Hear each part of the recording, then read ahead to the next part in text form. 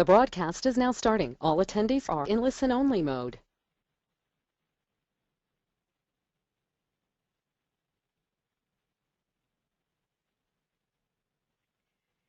Hello, my name is Christina Walker, and I would like to welcome you all to the Center for Law and Social Policy's webinar on Children and Young Adults in Poverty, a look by race and geography. For those of you who are not familiar with the Center for Law and Social Policy, or CLASP, we are a nonprofit anti-poverty organization that advocates for public policies that reduce poverty, improve the lives of poor people, and create ladders to economic security for all, regardless of race, gender, or geography. We target large-scale opportunities to reform federal and state programs, funding, and service systems, then work on the ground for effective implementation. Thank you all for joining us today. Before we begin, I would like to quickly mention some housekeeping items regarding what you can expect over the duration of the webinar, which will be 1 hour. As you join the webinar, your phone lines are automatically muted and will remain muted. We will save time at the end of the webinar to take some questions from the audience. In order to submit your questions, please send them in via the chat box. You can also let us know about technical issues you might be experiencing through the chat box. The presentation and recording will be available after the webinar on our website, www.clasp.org. And please stay tuned for the release of our forthcoming brief in 2016, which will dive even deeper into the data we will be presenting on today. Next slide. Here's a quick overview of the agenda for today's webinar. We will begin with an introduction and framing of the issue of children and young adults in poverty, and then we'll take a look at some of the national data. Then as we will discuss our analysis of state-level data in order to show how things may differ across the country. And then we'll hear from an advocate in Michigan regarding how she and her colleagues use data to help inform advocacy and policy development. Finally, we'll review some additional resources and leave time for some Q&A. Next slide. And before handing things over to our first presenter, I would like to introduce you to all of our panelists. Providing the introduction and framing of the issue, we are delighted to have Olivia Golden, who is the Executive Director here at CLASP. Next, I will provide an overview of the national data. Stephanie Schmidt, Senior Policy Analyst on the Child Care and Early Education team, and Keisha Bird, the Director for the Youth team, will present on the findings and trends we found in the state-level data. And finally, we would like to extend our gratitude to Michelle Corey, our guest presenter, who is the Vice President for Programs at Michigan's Children. Michigan's Children is a statewide nonprofit that works to identify opportunities to influence public policies on behalf of children who face the most challenges in school and life, such as children from low-income families, children of color, and children, youth, and families served by the child welfare and juvenile justice systems. Michelle will be sharing with us her lessons from the field. Thank you again, Michelle, for being with us today. Finally, all of our presenters would like to send a special thank you to the research and communication assistants who assisted us with the data analysis and logistical support in order to make this webinar happen today. Many thanks go to Randy Hall, Clarence Oko, Anitha Mohan, and Emma Payne. And now I would like to turn it over to Olivia Golden.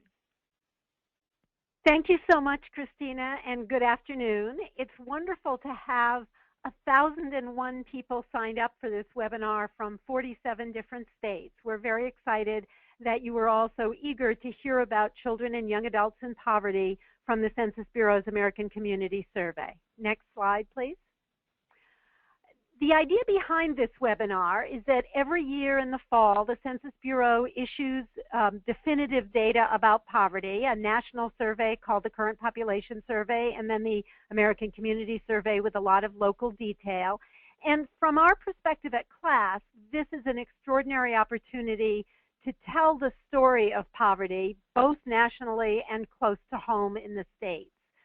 It's also a chance not just to talk about poverty, but to dispel myths. Like you'll hear us talk a lot about how many poor children live with working adults, to dispel the myth that poor families don't work.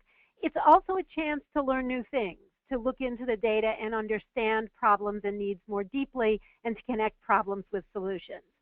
This year, because it's our first ever of this kind of webinar, it's also a chance for us to learn from you. We are very eager to get your input about, within the large amount of data available, what's most useful to you. We hope that we'll have some chance to learn that from your questions during the session. We hope you'll write us afterwards. And as you heard from Christina, we will be following up with a paper which gives another opportunity for us to take your insights into account as we decide where to go most deeply. Next slide, please. As you hear the presentation, a number of themes will be prevalent throughout. The first one, which perhaps surprises many people, is that growing up poor or near poor is typical, not rare, for America's children and young adults. And just a note about why we're talking about children and young adults. People often don't put those categories together, and actually it's CLASP's first year of looking both at children and young adults 18 to 24 in one analysis. Our reason is that that whole age range really is crucial to the nation's future. What happens in childhood and entry to careers is central to future success, and so we've been looking at those groups together. I mentioned that one of the themes you'll see is that the myth of no work is not true. People are working, they just have low wages and not enough hours. You'll also see us talk about how among adults, young adults are the poorest, children are the poorest of all. And you'll see a very intensive focus on children of color in this analysis. That's not only because of fairness and equity, it's also because children of color will in fact be the majority of America's children in just a few years. So their high levels of poverty are a very great concern in terms of our future.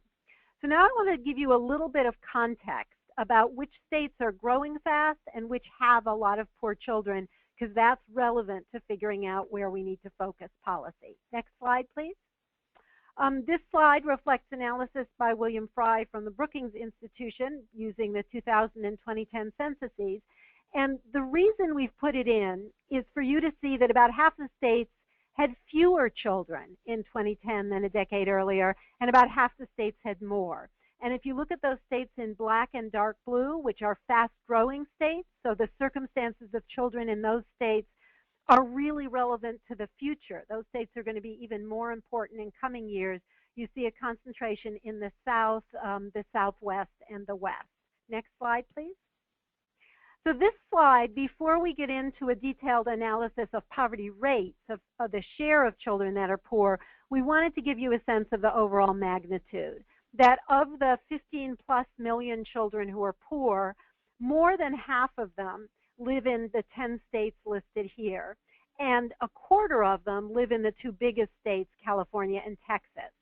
But I also wanted to highlight that if you look at the 4 states on this list from the South, Texas, Florida, Georgia, and North Carolina, that also represents a quarter of today's poor children, and since all of those states were in the fast-growing list, it may well represent a larger share of tomorrow's poor children. Next slide, please. So the policy themes, we're only going to be able to touch lightly on policy in this conversation, but just to highlight that the thinking about the prevalence of poverty should not lead us to despair. It should lead us to ambition. One of the highlights in our analysis of the census data is to note that while they don't show successes on everything, there's been a dramatic success in spreading health insurance to a record number of people. So we can think about that analogy when we think about ambitious public policies in relation to poverty.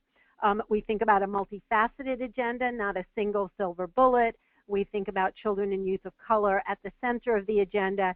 And we see state policy, particularly in some of the regions I've highlighted, as central as well as federal policy. So as you heard from Christina, as you have questions, please jot them down in the chat box as you go along. No need to wait for the end. We're very excited to hear your input. And now I'm going to turn this back to Christina Walker for a look at the national data. Thank you so much, Olivia, for providing us with that context. So now we're going to turn to take a look at some of the U.S. data to provide an understanding of how children and young adults are currently faring overall before we take the more detailed look at the state-by-state data. So as you'll see in the graph, children and young adults, which we are defining young adults as ages 18 to 24, are worse off when comparing both the poverty and the low income rates to that of all Americans. According to the most up-to-date 2014 data from the Census American Community Survey data, almost half of our youngest children, those under the age of 6, are living in low-income households, and almost 1 in 4 young children are poor. And in 2014, young adults had the highest poverty rate at almost 25%, according to the ACS data, which also means that 1 in 4 young adults are living in poverty. Finally, all children under the age of 18 are close behind at 22%, or 1 in 5 children living in poverty. Next slide. And while the 2014 data shows that economic struggles are prevalent for children and young adults, it is important to note, as Olivia mentioned earlier, that the overwhelming majority of children living in both poor and low-income households have at least one parent in the home who is working. According to our analysis of American Community Survey 3-year estimates from 2011 to 2013, 69% of children in poverty and 80% of children in low-income families have a parent who works. And as you can see on this graph, those rates are slightly higher for the parents of our youngest children. So many of these families are working, yet still are unable to make ends meet. Next slide. And when the poverty data is broken down by race and ethnicity and by age, we can see that there are actually some great disparities. Please note that the breakdowns by race and ethnicity on this graph, as well as throughout this PowerPoint today, are not exhaustive or more detailed due to the limitations of the current data set and the inability to analyze data when populations are too small. So when looking at this graph, it shows that the poverty rates for Hispanic, American Indian, Alaskan Native, and Black or African American populations is at 25% or higher across all 3 age groups. For our nation's children, 1/3 or more of the Black, Hispanic, and American Indian, Alaskan Native children are living in poverty, and the rates are even higher for our youngest children. Black or African American children are faring the worst, with 38% living in poverty, and the under 6 population for Black or African American children has an even higher rate at 43%. And as you can see on this graph, for both children under 6 and all children, there's a large disparity between the group with the highest rate of poverty and with the lowest rate by about 30 percentage points. For the young adult group, however, there's a lot less disparity seen across the different races and ethnicities. For instance, while the Asian population living in poverty had the lowest rate for children at 12%, you can see that for this age group, for young adults, it has spiked and is almost as high as the Black and American Indian Alaskan Native populations at 30%. Next slide, please. So as the demographics of the country change, it's really important to remember about children of immigrants, which defined as children with at least one foreign-born parent, that they're a growing segment of our population. And we here at CLASP strongly feel that no conversation about young children and young adults in poverty can be complete without their inclusion in the conversation. A look at the 2014 data shows that 5.7 million young children were children of immigrants. Compare that to the number of children of immigrants in 1990, there were just about half that number at 2.9 million. And according to the Migration Policy Institute, in 2013, 1/4 of all young children were children of immigrants. And you can see that on this map here of the 2014 data that children of immigrants make up 20% or more of the young child population in 20 states, which means that at least 1 out of every 5 children in those states are children of immigrants. Another key fact is that nationally, 96% of children of immigrants are themselves citizens, which means that these children are an integral part of our nation's future. Next slide. And the 2014 census data shows that 31%, or almost 1/3 of children in poverty, are children of immigrants. And while being an immigrant or a child in an immigrant family is not itself a risk factor for poor developmental outcomes, and many immigrant families demonstrate strong resilience, children of immigrants disproportionately face a number of vulnerabilities. For instance, they're more likely to be poor, have parents with low education levels, or live in households where adults do not speak English.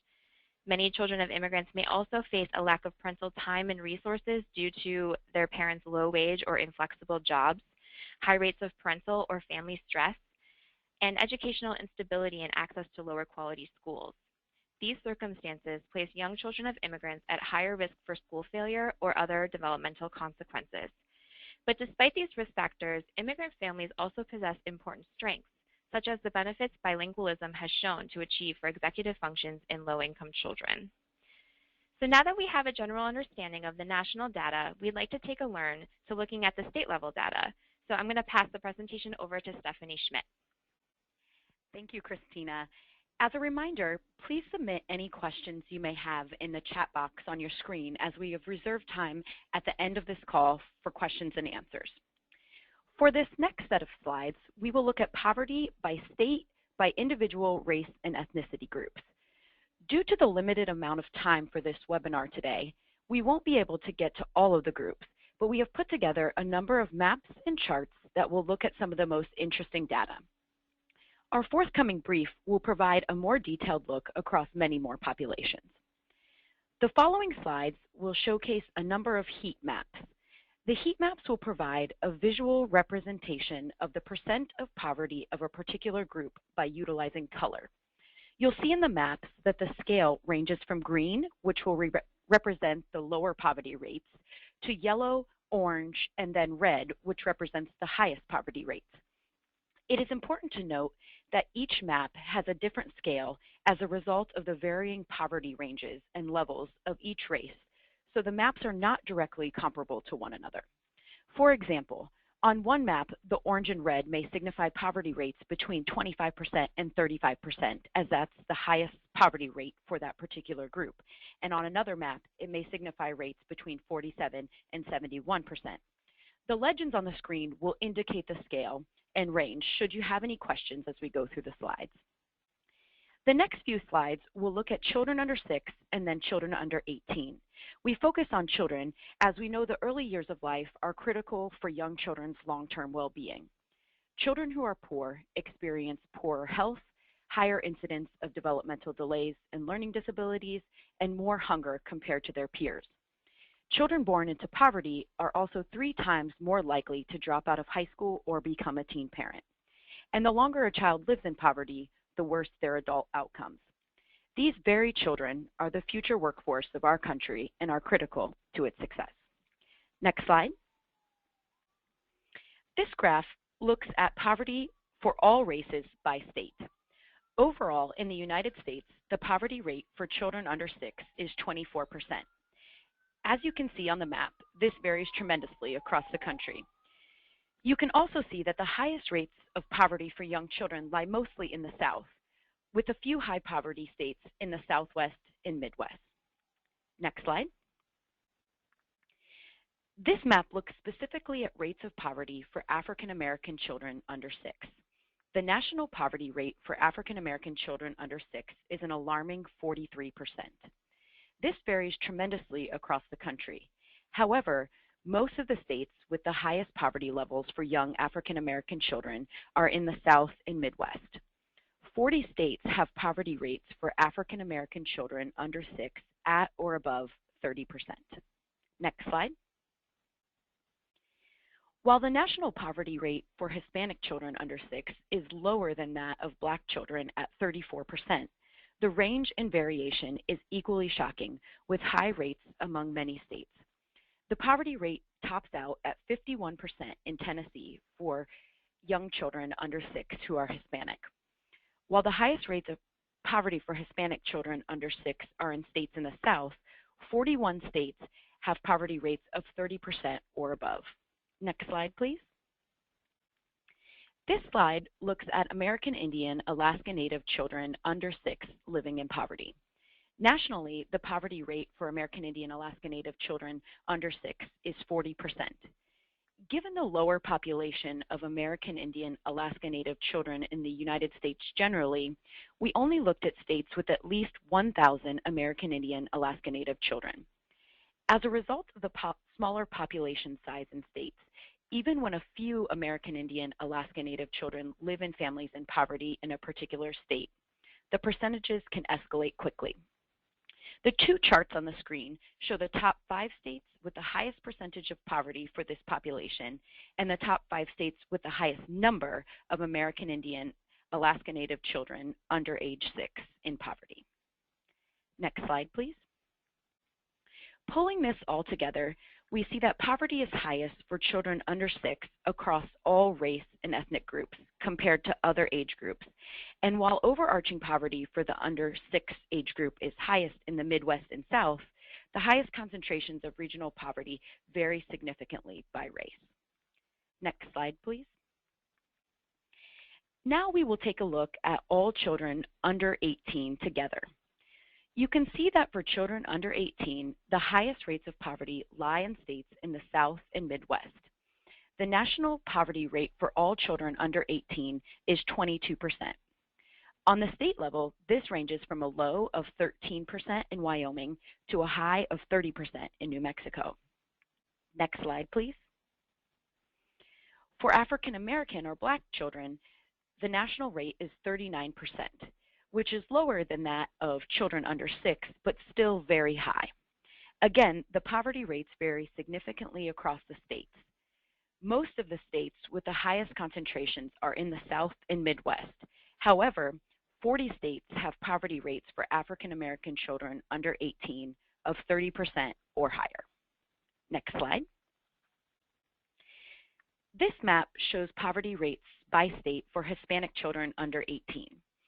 The national poverty rate for Hispanic children under 18 is 32%. This varies dramatically with generally high percentages across the entire country. Indeed, 37 states have poverty rates for Hispanic children under 18 at 30% or above. Next slide. Overall, for children under 18, we find that while poverty rates are lower for the under 18 age group than for the under 6 age group, there are many clusters of high poverty for this age range in the different race and ethnicity groups. The South and Midwest continue to be regions of high poverty for this group, as was true for children under 6. But we also find that many Western states pop up as high poverty states for this age range for different populations, where they did not for children under age 6. And now I'll turn it over to Keisha Bird to talk about young adults in poverty. Thank you, Stephanie. And as a reminder, please remember to ask any questions that you may have using the chat box function. So why young adults? We know from the national data that far too many are poor, and nationally 1 in 4 young adults aged 18 to 24 are poor, which translates to 7 million young adults living in poverty. We know that young adulthood is a crucial transition period in the life cycle when young adults who are doing well in their late teens and early 20s do well, they continue to avoid difficulties in their later 20s and early 30s. But poverty threatens the stability of young adults and can hinder and limit their access to education and employment pathways and supports that can lift them out of poverty. This age group is also important, as the national data shows that many are also parents, and for those who are heads of households, 4 in 10 are poor. So understanding where poverty is prevalent and who is disproportionately poor in terms of race and ethnicity is critical to developing and targeting policies and strategies that can make a difference. On this particular map, once again, we see that many young adults are living in poverty, and 34 states have an overall poverty rate above the national average at 24.8%. Our next chart compares the number of states grouped by poverty rates for each race. You may notice that the total number of states as indicated by the height of each respective bar does not equal 51, including the District of Columbia. This is due to the fact that the Census Bureau does not report data for states whose population of any given racial group is below a certain threshold. Nonetheless, we can still observe significant trends across racial groups for young adults in poverty. Here we see that young adults of color experience higher poverty rates than their white counterparts. For example, I will make 2 comparisons between African American young adults and white non-Hispanic young adults. For African American young adults, we see that there are just 2 states with a poverty rate of under 20%, and that is Maryland and Hawaii. 22 states have poverty rates for this population ranging from 30 to 40%, well above the national average. And 6 states have poverty rates of over 40% for African American young adults. On the contrary, for whites, poverty rates for white young adults in nearly every state is comparable to or lower than the national average. The national average of rate of poverty for white young adults is 22.7%. It's significantly below the national average and greatly below the poverty rate for African Americans, which is 31.8%. However, we do see that in 3 states, white young adults have poverty rates over 30% in Montana, Washington, D.C., and West Virginia. So for African American young adults, poverty in the states, once again, the overall national poverty rate for this population is 31.8%. African American young adult poverty is most prevalent in the Midwest and South, a trend we see with other age groups, and those poverty rates are at 38% and 31% respectively. And 17 states have an African American young adult poverty rate of over 33%, the most for any racial or ethnic category. This slide shows that of the 1.6 million Latino Hispanic young adults nationally who are poor, they are concentrated in 5 states: California, Texas, New York, Florida, and Arizona. It is important to note that in our earlier slide that Olivia showed that demonstrated the distribution of child poverty in the states, we see that for Hispanic and Latino young adults, Arizona, New Jersey, and New Mexico are also in the top 10 states instead of Georgia, Ohio, and Michigan. Arizona and New Mexico, again, are particularly important as we see those changing demographics in those states and their growth rates. So poverty is pervasive among American Indian and Alaska Native young adults. Of the 37 states that report American Indian and Alaska Native poverty, 31 of those states have a young adult poverty rates above the national average for young adults, and American Indian and Alaska Native young adults have the highest poverty rate among racial groups at 32.7%. We see from this slide that South Dakota's poverty rate for this population of young adults is an unacceptable 68%. It's the highest rate among any race or ethnicity in any state. So taking a look at regional data, again, we see high poverty rates in the Midwest and the South for young adults as well. In the Midwest, among young people of color, poverty rates are high among African Americans, Latino, and Hispanic young adults, American Indian and Alaska Native, and Asian young adults.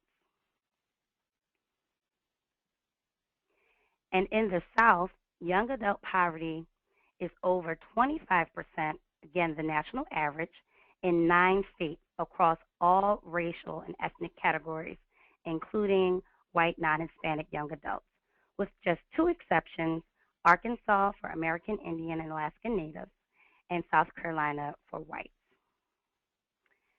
That concludes my sections on young adults and poverty. Now I will turn it over to Michelle, who will now share how her organization uses data to inform advocacy and policy development in Michigan. Thanks, Keisha. And again, don't forget to use the chat box for any questions and comments. We appreciate you doing that.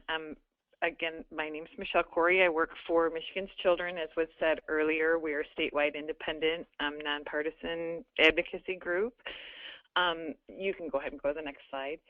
And like CLASP and many people on the webinar, I'm sure, we work hard to make sure the needs of the children, youth, and families in Michigan facing really the most challenges are fully considered when Michigan policymakers set priorities for state and federal resources. Next slide.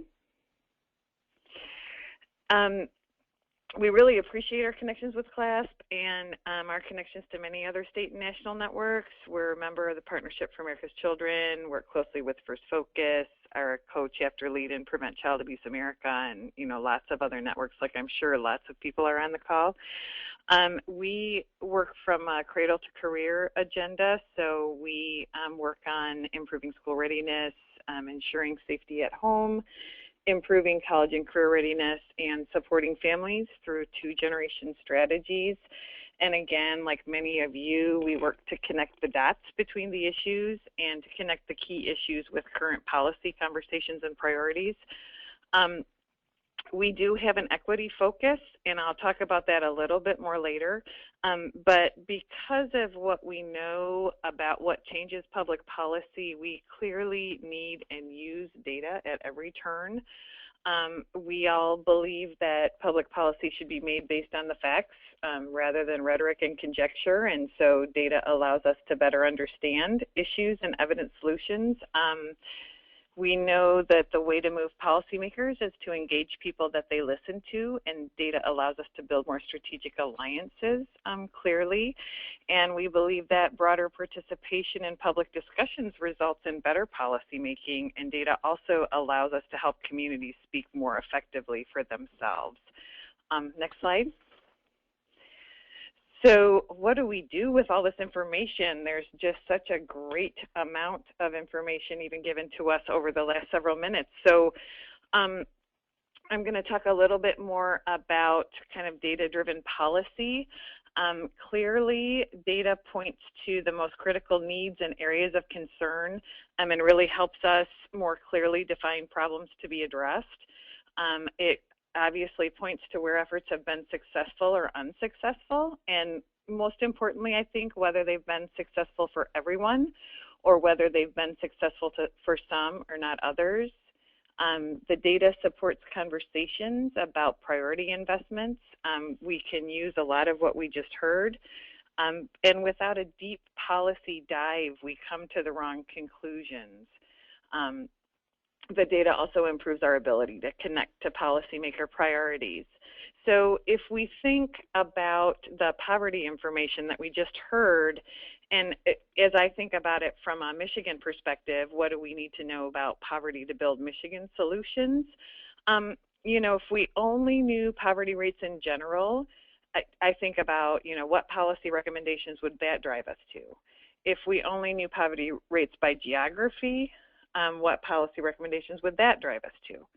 If we only understood the rates by age, similarly, if we only knew any of this information for 1 year or another rather than multiple years over time, what policy recommendations would that drive us to? But when we understand all of those things, we can look more closely at the impact of current poverty programming.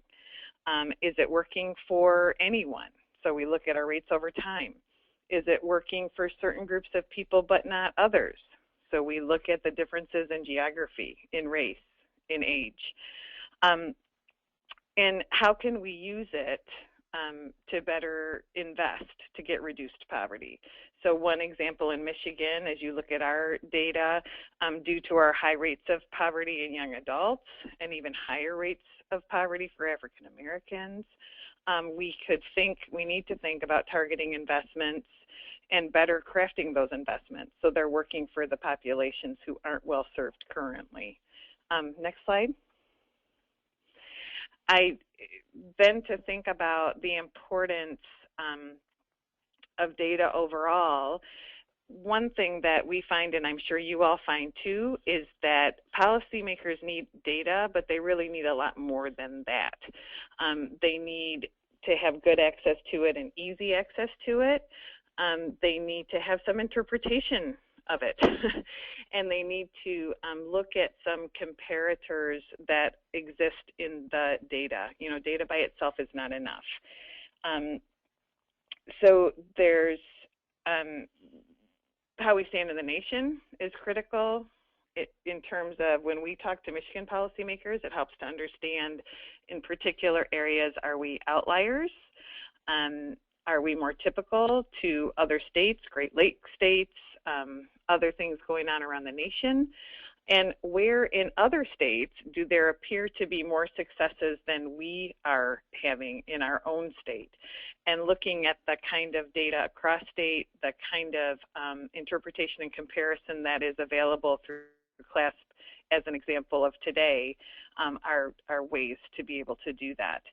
So as we stand in the nation, you know, then Michigan is last in the country for so many indicators for African Americans, and understanding that is critical. Michigan with a poor showing for young adults, again, what states are faring better and what can we learn from that. Next slide. So from our perspective, equity is really the key to public sector work, that the role of the public sector is entirely about equity. And for public investments to work, their impact on equity is really key. So this is just an illustration. It's not about equality, it's about equity, and to make sure that everybody has a chance to see the game. And data is clearly essential for that. Next slide. So if we have equity as our goal, then we really need some deep data dives to build those equity-based strategies. Data can illustrate, as I said before, that public investments can do any number of things. Sometimes they rise all boats. Sometimes they close outcome gaps in our equitable strategies, and sometimes they serve to increase the gaps because they work for some people and not for others. And data's illustration of disparity in the inputs and outcomes really helps to make the case for targeted investments, but really equally important can make the case for adjusting current strategies so that they are more about building equity. Sometimes policy is built intentionally to rise all boats or to close outcome gaps. And sometimes the intention of public policy is very different than what the data shows in the outcomes, and that's essential to understand. Many programs there's lots of examples, many programs are intended to support different populations, and being able to really tease out how those programs have supported the populations they're intended to serve and how they have supported them equally or unequally is really important to understand. And I'll turn it back. Thanks. Thank you, Michelle, for your insights and for sharing your work with us. So now we want to turn to recommendations. And again, we don't have much time to go into these in depth. But as you can see, we need a national response that addresses both poverty and economic insecurity among America's next generation, and the sharp disparities and inequality that undercuts our future. We need to focus resources and attention on those who face the most barriers: children, youth, families of color, immigrant families, and those whose opportunities are limited by pervasive poverty in their neighborhoods and communities. As Olivia mentioned, there is no one single strategy that will solve this challenge. But an effective response would build on policies that we know work, strengthening the core income and work support programs, such as Earned Income Tax Credit and Child Tax Credit, improving the circumstances of low-wage work and expanding access to quality jobs, building a strong foundation in the life for young children, including quality child care and two-generation strategies that support parents in both working and raising children, improving pathways to education and careers for low-income youth and adults, and as we noted, a great positive change in policy, ensuring access to health and mental health treatment under the Affordable Care Act for all low-income individuals and families, which in turn will help them to achieve work and career goals. As noted earlier in the session, 1 in 4 young children and young adults are poor. So taking a look at policy recommendations for two-generation strategies, we'd like to note 2 crucial policy levers. First, child care and early learning. A focus on Child Care and Development Block Grant Act implementation right now represents an opportunity to rethink policies on the state level that impact the ability for children and their parents to succeed. And investments in Head Start and early Head Start, inherently two-generation programs, are also key. Second, workforce development and training. A focus on Workforce Innovation and Opportunity Act, WIOA implementation represents an opportunity for states and local communities to focus on pregnant and parenting young adults up to age 24 who are also out-of-school youth, and to blend funding and strategies across systems, including TANF for young parents so that young adults can get on a career path. And lastly, funding is crucial to ensure more young, vulnerable children, youth, and young adults are able to access these vital programs. So now I will turn it back over to Stephanie, who will review CLASP resources. Thank you, Stephanie. Thank you, Keisha. Finally, we just want to highlight a few of the many CLASP resources available on this topic. Following these resource slides, we will have question and answer period where we will answer as many questions as we can get through in the time that remains based on the questions that were submitted through the chat box. So please submit any remaining questions that you have at this time. We also welcome any comments that you have via the chat box about next steps or what you think might be most useful as we move forward in this work. First, the CLASP Data Finder. The CLASP Data Finder is a custom, easy-to-use data tool that provides select demographic information and administrative data on key programs that affect low-income people and families. Most all of the state-level data highlighted today can be accessed here at www.clasp.org/data. Next slide, please. Another tool on the CLASP website is In the States. This tool provides a map that you can click through to access data, fact sheets, and briefs that are specific to a particular state. This includes fact sheets on topics such as child care assistance, Head Start, TANF, and other state-specific initiatives. These resources can be accessed at the URL on the screen. Next slide, please. Just a moment ago, Keisha mentioned the CCDBG reauthorization. You can find many more resources on this topic on our website at www.clasp.org/CCDBG. These resources include detailed information on key provisions of the new law, what is entailed in implementing it, and how it will impact particular populations, among many other valuable resources. Next slide.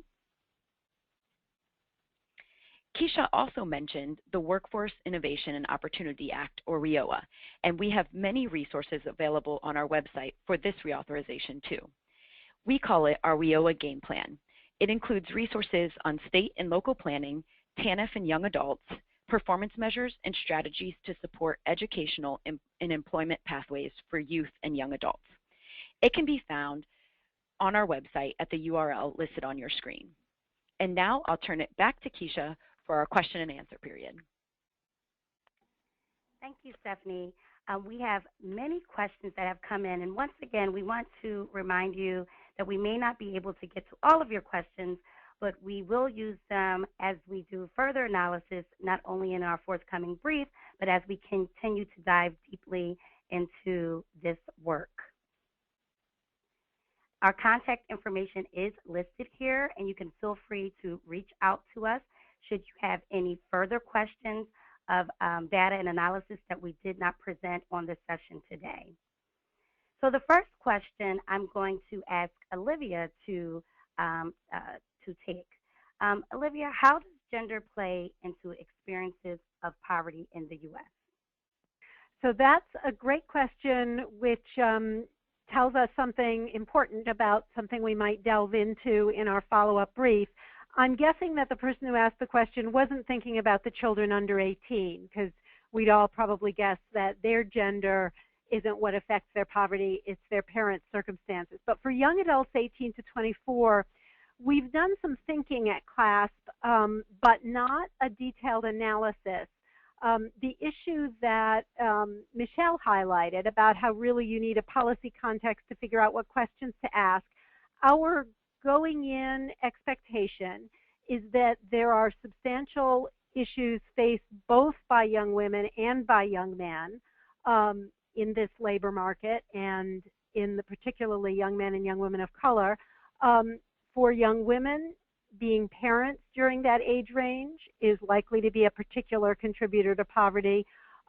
For young men, we're expecting that disconnection in school and work, and of course the risk of justice system involvement. And of course the policy strategies that support both of them can then loop back and make a big difference to children. So we're anticipating, I think you're highlighting that gives us a real reason to delve in a little deeper when we do the paper. Thank you, Olivia. So we have a number of questions about how we were defining poverty. And so Stephanie or Christina, I'm going to turn it to you to explain how the Census American Community Survey defines poverty. Hi, this is Stephanie. I'd be glad to answer that question. So we're defining poverty in this presentation as at or above 100% of the poverty level, and low income as 200% or twice the poverty level. For 2015, I believe the poverty level for a family of 4 is somewhere around $22,000. I can look that up right now. Yep. And this is Christina. I just wanted to add that is irregardless of whether the family, the parents in the family or any working adult in the family is working or not. So we did have a slide about employment. However, what we wanted to make the point there was that most of the people who are living, most of the children who are living in poverty have at least one parent who is working, although there are some cases where they're not working for whatever the reason may be. And just to add to that, the poverty rate for a family of 4 in 2015 is $24,250. Great, thank you. Michelle, so we had a question probably referencing your slide about equity and equality. I'm going to pull that slide back up. Could you say just a little more about that from your perspective as a state advocacy organization? Absolutely, and it has to do with everything that we have talked about in terms of really what the role of public investment is and what the role of public dollars need to be. And so Michigan's Children's perspective, you can see on the equality side that it's about providing everybody the same thing, which then still leaves people not being able to see the game. And on the equity side, it's about providing those who are the most challenged with the most resources to try to result in a more equitable outcome for all 3 people in that slide. For us, it has a lot to do with how to prioritize public investment and how to, as it relates to this particular webinar, how to really use data to better understand if indeed our strategies are working toward equality or if they're working toward equity. And there's a lot of examples of that, but I know we don't have a whole lot of time. I'd be also glad to talk to anybody following more about it if they would be interested. Thank you, Michelle. That was very helpful.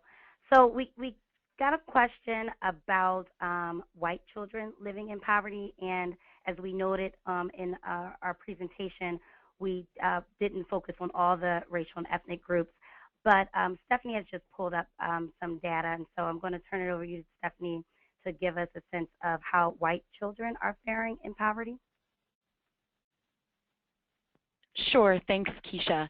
So for white children in poverty, as Keisha mentioned, we didn't include it in this analysis for this particular webinar due to our limited amount of time today, because generally speaking, white children are faring much better than some of the other populations that we highlighted today. However, poverty rates are still very high for this population.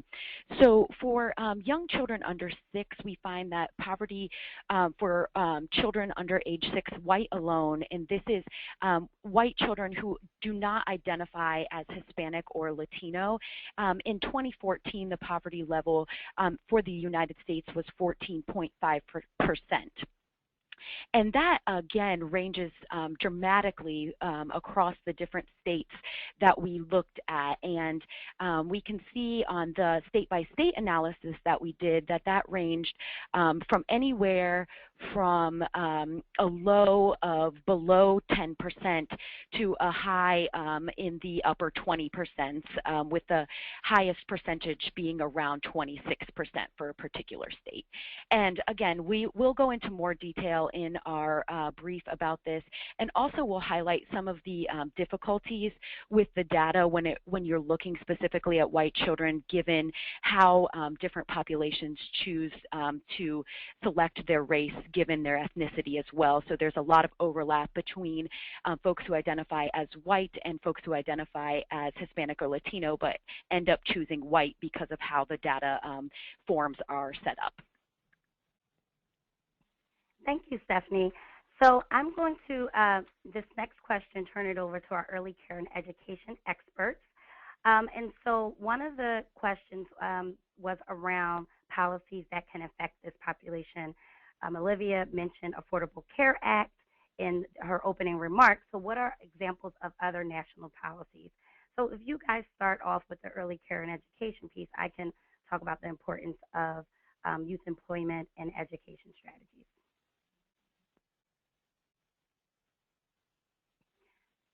Either Stephanie or Christina.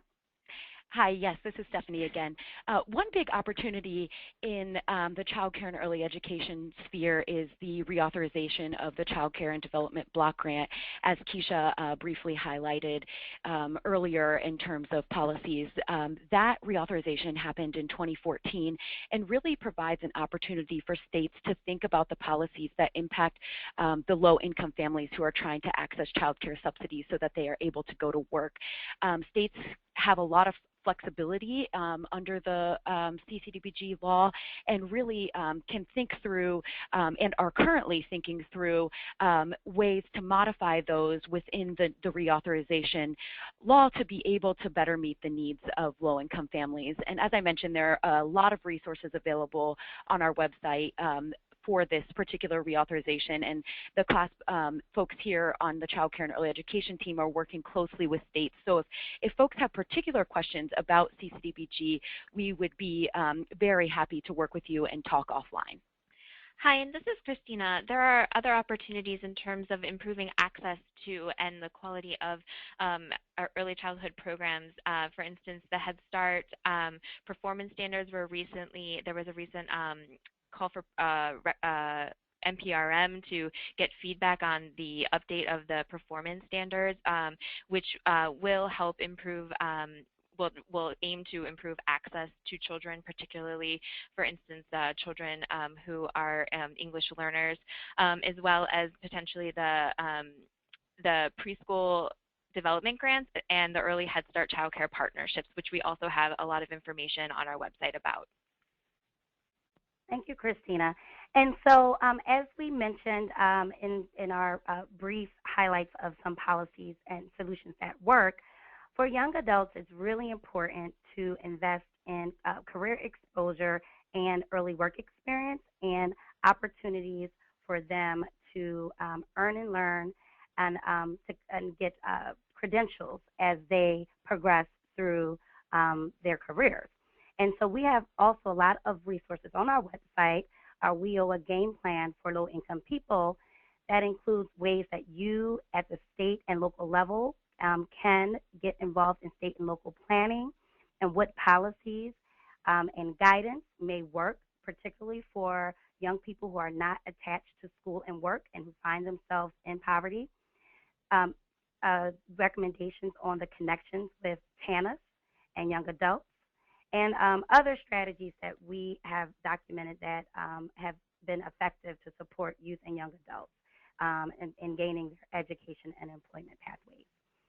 Olivia, do you have any other examples in terms of income and work supports and other policies that would greatly benefit this population, children and their families?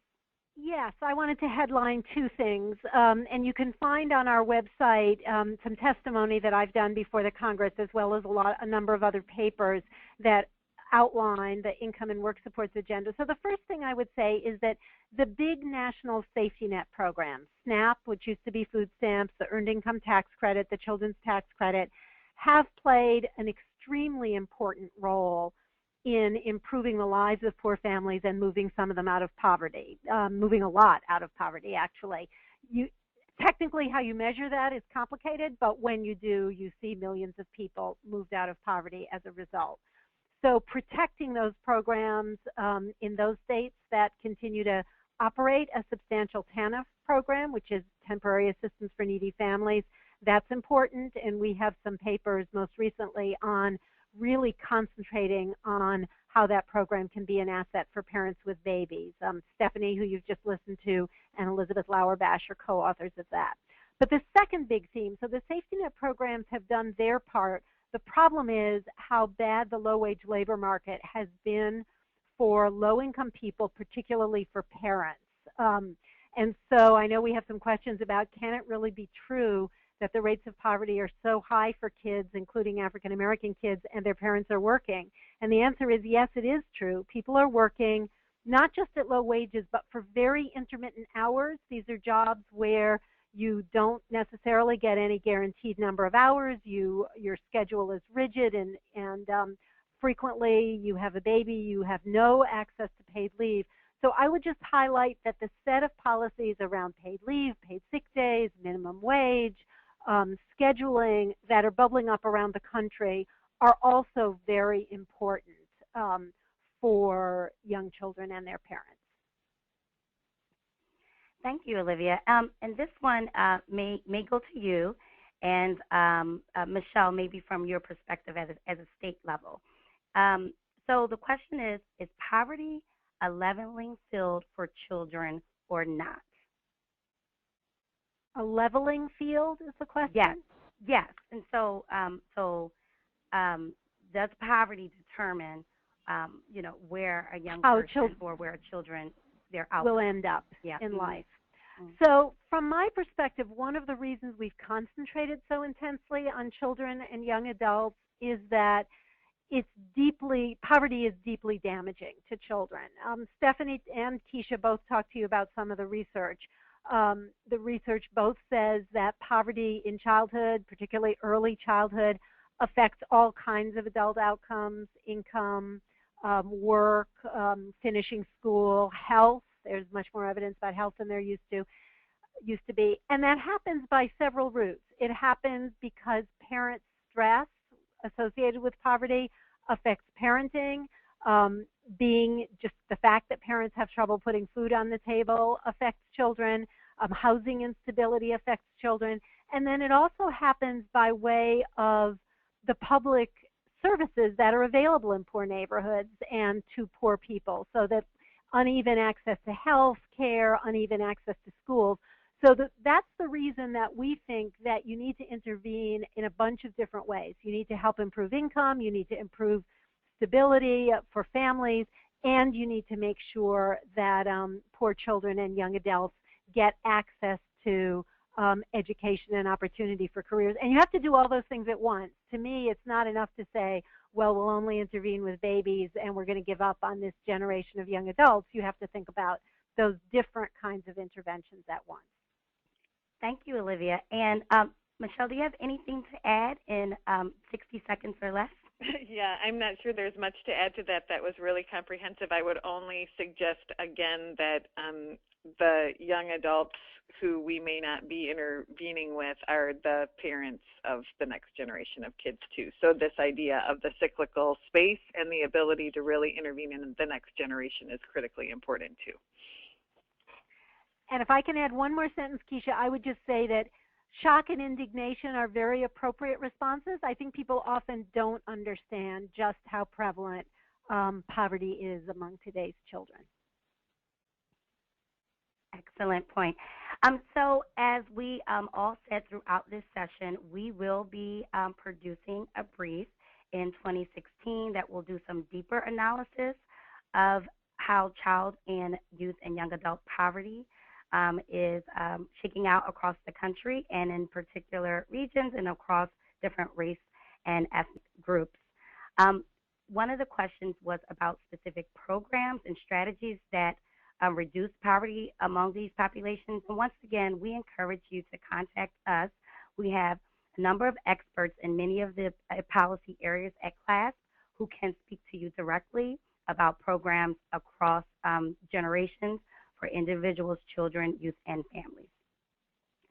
So thank you for joining us today. This concludes CLASP webinar on children and young adults in poverty, a look by race and geography.